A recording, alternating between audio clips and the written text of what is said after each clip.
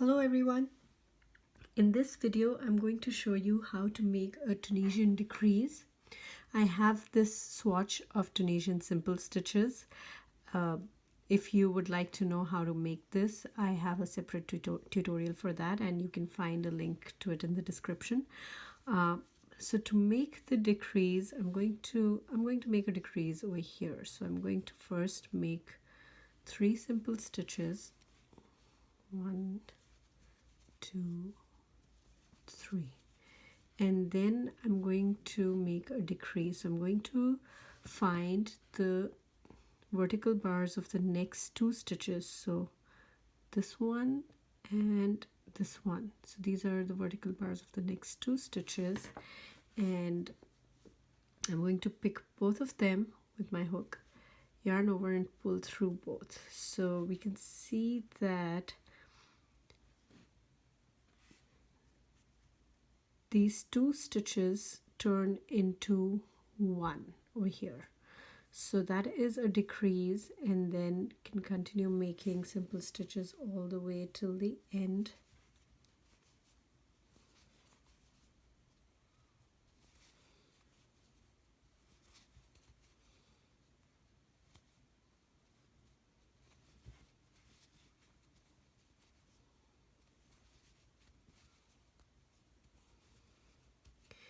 And we make the reverse pass just normally. Chain 1, yarn over, pull through 2 loops all the way.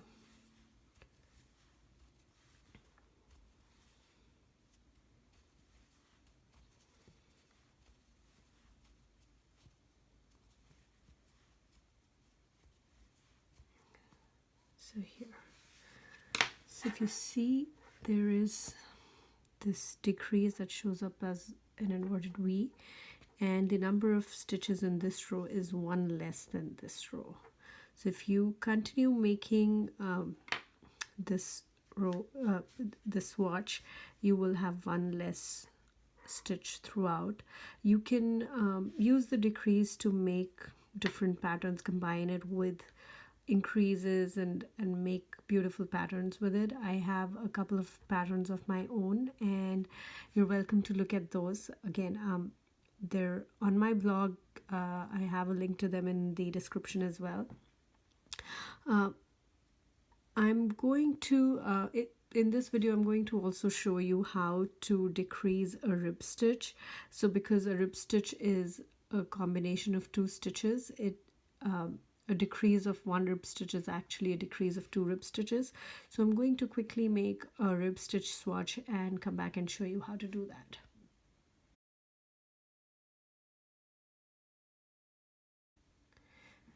I made some rib stitches on top of my previous swatch. So here is the complete swatch. We had the Tunisian simple stitches, and we made this decrease. I made a few rows of rib stitches, and I'm going to show you how to decrease a full rib stitch.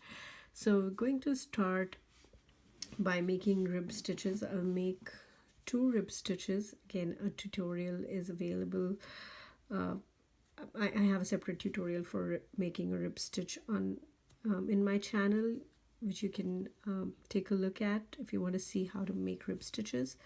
So I made 2 rib stitches, and I'm going to decrease the next. So I'm going to take these 2 next, just a regular decrease.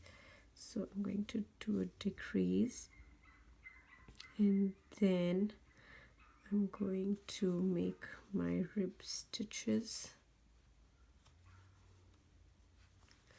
all the way till the end. And I have odd number of stitches, so that's why I have to make a simple stitch in the end and my last stitch and make my reverse pass.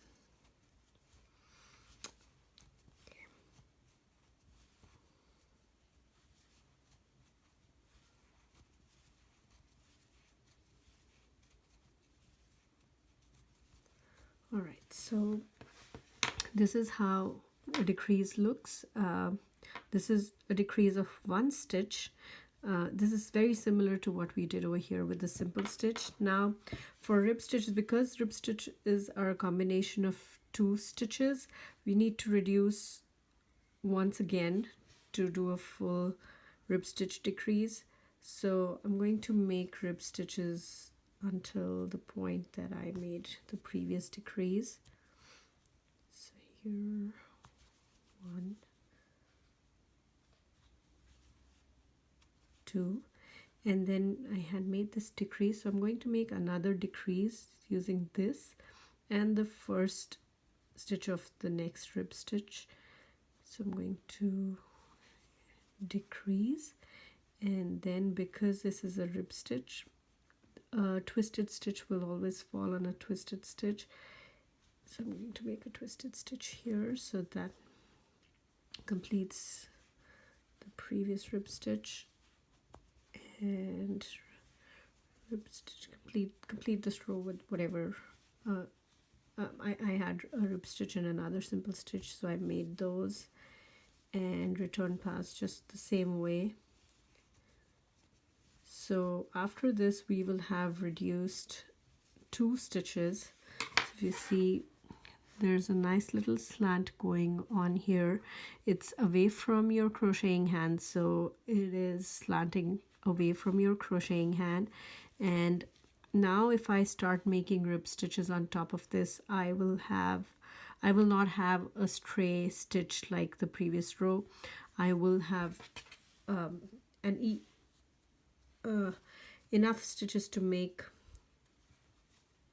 a proper row of rib stitches. So if you see, I can just, so these are my first 2 rib stitches before the decrease, and then I can make a rib stitch here, and then another one that was after,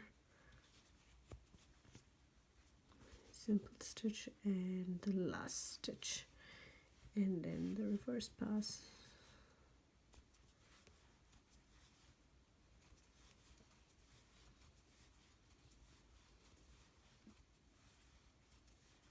So here we go.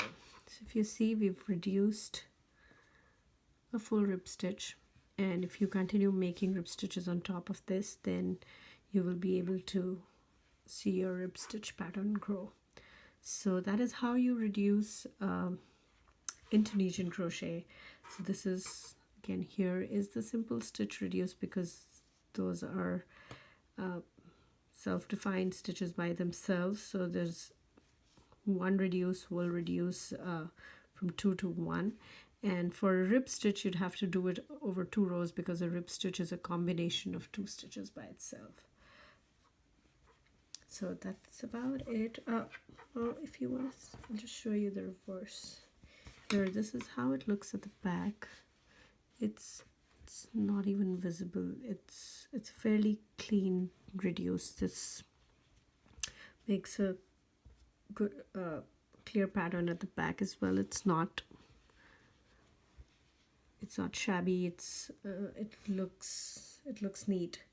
So that's about it about decreases. There is another way to decrease with the slant going in the other direction towards your crocheting hand. So this is going away from your hand, that one will come towards your hand. So I have a separate video for that, and you can check that out if you'd like.